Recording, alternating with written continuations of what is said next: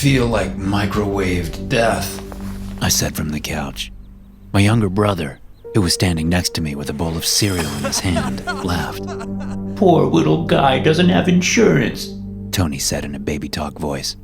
Maybe you should get a real job like me. Then you wouldn't have to worry about going to the doctor. Maybe I should move to a country that has universal health care. Like any other developed country in the world, I groaned. Leave you to pay this place's expensive-ass rent all by yourself. Goddamn socialist, Tony said, hitting my feet so I would move my legs to let him sit down. I had some movie on the television I hadn't really been paying attention to. I had picked it at random when I came out to the couch from my bedroom in the hopes that I could actually get some sleep on the couch. It hadn't worked. Tony ate his breakfast while watching the movie. I shut my burning eyes and tried to sleep. Pretty soon, I heard Tony slurping his milk. Why don't you see one of those telemedicine things? He asked. I hear it's pretty cheap. Maybe they can prescribe you something. I opened my eyes, reminded of something I'd seen on my latest dark web adventure. I worked from home as a copywriter, but my clients had been dropping me since the latest version of ChatGPT had come out. Now, I had too much time on my hands, and I used much of it to surf the dark web, seeing all the weird shit that was on there. It was better than facing up to the fact that I was going to have to get a real job, like the soul-sucking one my brother had at a big financial advisor firm. But Tony's remark about telemedicine brought to mind a site I stumbled across a month earlier. I remembered it looking pretty legit, and reminded myself to check it out if I didn't start to feel better. A couple of hours after Tony left for work, I decided I had enough. I grabbed my laptop and started my research. First off, I went to a couple of telehealth sites on the regular web, seeing the prices and what they offered. Although most of them were under $100, I still wanted to see what the one on the dark web offered. I was broke as a joke, so anything that could help me save a few bucks would be worth it in my book. I opened up my Tor browser and got to looking. At first, I couldn't remember the name of the site, but after doing a little digging, I found it. It was called Whole Body Wellness. The homepage looked very similar to the other telehealth website I just visited on the regular web, but the main difference was the pricing. At Whole Body Wellness, the first visit was only $10. I thought that was strange, so I looked for the fine print, and then I saw it. Apparently, the person I would talk to wasn't actually a doctor, at least not in America. The text said that the doctors had all been trained in India and were extending their services to the rest of the world. But since there are strict standards in the US, they couldn't do so on the regular web. They had to do it on the dark web. It made sense to me, and I figured that humans are humans everywhere. If a doctor from India could help someone in that country, they could help me too. I didn't think I was dealing with some sort of rare disease. I was just hoping to get some drugs that would help me feel better while I recovered. But I didn't know how the prescription thing would work. Luckily, I found a section that said the site was partnered with a dark web medicine site that could get common drugs shipped in less than 24 hours. By this point, I was starting to get skeptical. It seemed like too much risk, and I would technically be breaking the law. It definitely wasn't legal to order prescription drugs off the dark web. So just as I was resigning myself to spending more money than I wanted on a legit telehealth site, a chat box popped up on Whole Body Wellness. "Hello, are you feeling sick?" the text bubble read. I stared at it for a moment, considering what to do. Then another message came through. "We will help you right now for half price. Only $5. Money back guarantee." Laughing, I decided that if nothing else, this would be an entertaining venture.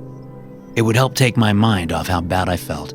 Besides, I knew I had some money sitting in a Bitcoin wallet, like $15 last I checked. "Okay," I wrote. "Great, tell me your symptoms." I wrote a message detailing how I felt. Hot and cold flashes, upset stomach, sore muscles, sniffles, sore throat. There was no response for a minute, but then a message popped up. "Doctor will see you now," it said. The page changed, and a window came up, filling my entire computer screen. In the top right corner, my face came up. I realized it was a video call, and they'd somehow gained access to my camera without my permission. I reached out and put a thumb over the camera so the guy couldn't see my face. What is this? I said, moving my finger around on the navigation pad so I could exit the call. But it didn't work. I couldn't exit. The man that filled the screen smiled at me. He was white, which I thought strange because the company was apparently from India. He wore a white lab coat like a doctor would, and he was well-groomed and friendly looking. He almost looked like he was straight from central casting for a handsome doctor in a third-rate Netflix drama. It's okay, Sal, the guy said. You don't have to use the camera. I'll get rid of it. The little window in the corner that showed my camera feed disappeared. Before I could think about how he learned my name, he started talking again. I'll help you get over this sickness, he said as I took my thumb away from the camera. Something strange was happening to the screen. Parts of it were flickering in and out, like there was static interference in the feed or something. All you have to do is listen to me very carefully. I stared into the screen, looking at the guy's eyes. His voice seemed to be growing louder. There was something else there, underneath. Almost like a barely audible thrum of distant machinery, like the hum of engines on a giant cruise ship. Do you want to be healthy again? He asked. Yeah, I said, feeling better already. Okay, good. I can help you with that. Listen carefully. Here's what you do. I woke up on the couch when Tony got home. Jesus, you haven't even moved? He asked, looking haggard from his day at work. You better have rent next month. He locked the apartment door and moved off. I am feeling better, I called after him. Thanks for asking, Tony. It was meant to be a barb, but it was also true. I was feeling better. Great, actually.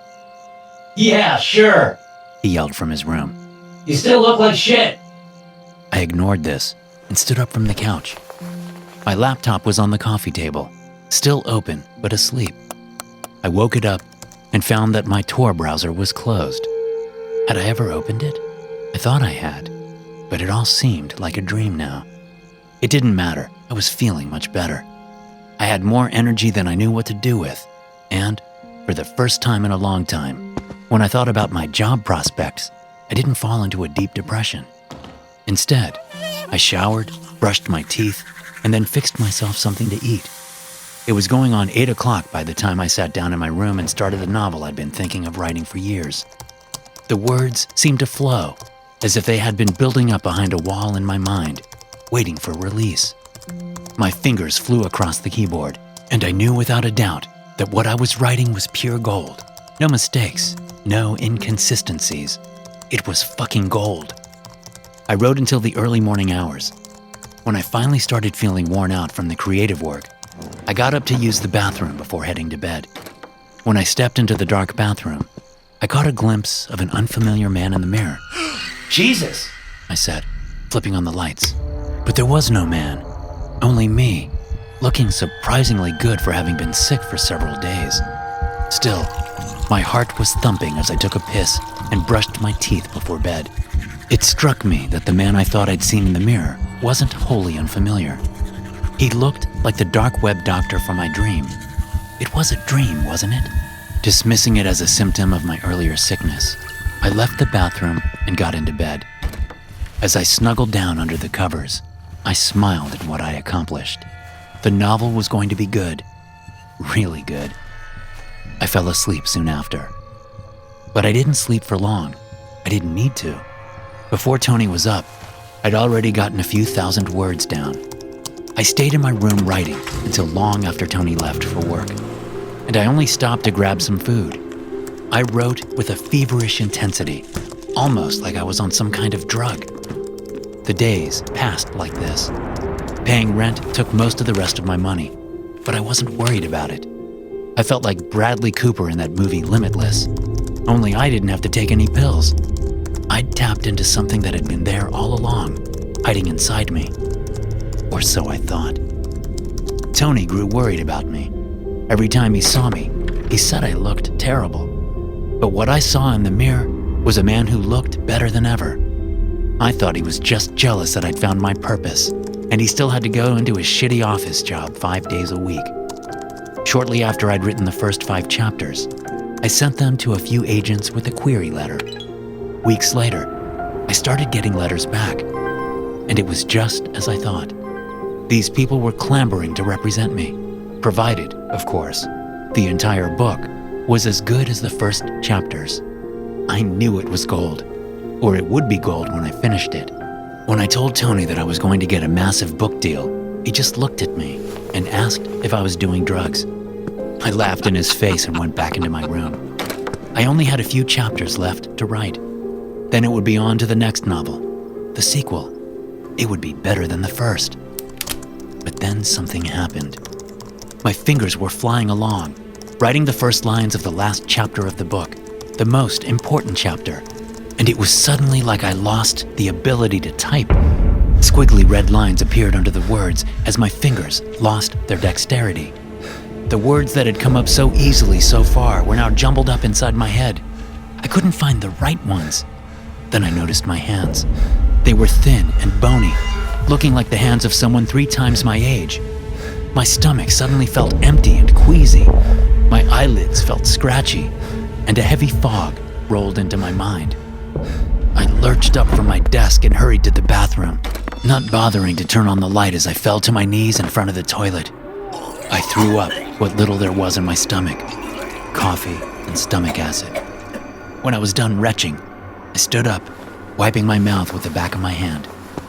As I stepped over to the sink to rinse my mouth out, I cried out at the figure who greeted me. The light spilling in from my bedroom allowed me to see enough of the stranger for fear to course through my veins. He had sunken eyes surrounded by dark bags. He was hunched and skinny, his clothes shabby and unwashed. His hair was thin and disheveled, and his cheeks were so sunken there were deep shadows under his cheekbones. I stepped to the wall and flipped the light switch, splashing the stranger in light. What the fuck? I cried, looking at myself in the mirror. What the? A man appeared in the mirror, to the right and slightly behind me. He was a white guy, friendly looking and handsome. He wore a white lab coat and had that doctor look about him. It was the dark web doctor from my dream. He put a hand on my shoulder in the mirror, but I felt nothing. When I turned and looked over my shoulder, there was no one there. I was alone in the bathroom. But when I looked back in the mirror, the man's perfect teeth gleamed at me. How are you feeling, Sal? He asked. I'm sick again, aren't I? This is a fever dream. The doctor shook his head. I'm afraid not, he said. It's very real, which is good for you, actually. Very good. Now that I was looking into the man's eyes, I couldn't look away. I felt a little better now that the doctor was in the house. I don't feel all that great, I told him. I need to finish the book, but the words... I know, Sal, he said. I know. And I can help you with that. I can make you feel better. I can even make you look better. For real this time. I can help you finish the book. How would you like that? I nodded. I need to finish it. Okay, he said. Then here's what you need to do. Listen very carefully, Sal. This is important. And he told me what he wanted. He explained it to me as though I were a child. When he was done, I hesitated. The doctor shrugged. It's up to you, Sal. It's your choice. It has to be your choice. You know what will happen if you don't do it, right? I nodded. Tears spilled from my eyes as I told him I'd do it. I'd take the deal. 10 minutes later, I walked out of Tony's room, hands soaked in my brother's blood. He'd been sleeping when I slipped into his room, but he'd awoken when I plunged the knife into his chest. The look on his face, the betrayal. As I washed my hands in the sink, I felt good again. I felt the energy come back into me. And I felt the words waiting in my mind again, waiting to come out. I was so excited to finish the book, I didn't do a very good job of washing my hands. And as I sat down at my computer and started tapping away at the keyboard, I left bits of my brother's blood on the keys. When I got to the end of the book, I still felt like I was on a roll. So I opened a new document and immediately got started on the next novel. Or I tried to. The words wouldn't come again, and I heard the doctor's voice in my ear. "Oh, Sal," he said, "the deal was only for one book. You'll have to give me someone else for the next one." I stared down at my blood-stained keyboard for a moment. Then I asked, "Who?" Thanks for listening. If you enjoy these stories, be sure to subscribe to the podcast and check out some more of my episodes here.